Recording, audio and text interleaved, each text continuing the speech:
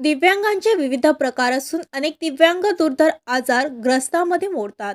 तर बहुतांश दिव्यांग हे अंध, मूकबधिर, अस्थिव्यंग व मतिमंद मनोरुग्ण या प्रकारात मोडतात.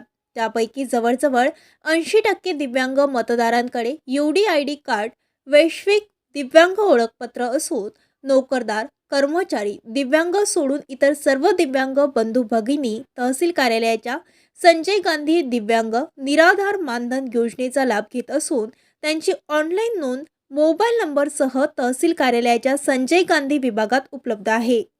शिवाय स्थानिक स्वराज्य संस्थेच्या प्रत्येक ग्रामपंचायत, नगरपंचायत, नगरपालिका आणि जिल्हा समाज कल्याण अधिकारी यांच्याकडून दिव्यांगांना 5% दिव्यांग निधी मिळत असल्यामुळे या सर्वच ठिकाणी दिव्यांग बंधू भगिनीच्या नोंदणीची अद्ययावत यादी मोबाईल नंबरसह उपलब्ध आहे. त्यामुळे या यादीवरून तहसील कार्यालयाच्या निवडणूक विभागाने घरपोच मतदानाकरिता सर्व दिव्यांग बांधवांची स्वतंत्र मतदार यादी तयार करून आपल्या स्तरावरून दिव्यांग बांधवांची घरपोच मतदानाकरिता व्यवस्था करावी.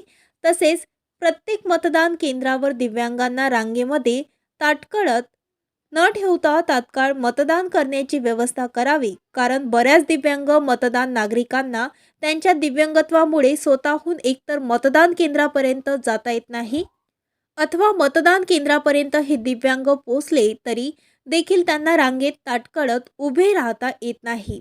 त्यामुळे निवडणूक विभागाने दिव्यांगाच्या मतदानाकरिता स्वतंत्र व्यवस्था करण्याची मागणी महाराष्ट्र दिव्यांग संस्था कारंजाचे अध्यक्ष संजय कडोडे यांनी केली आहे.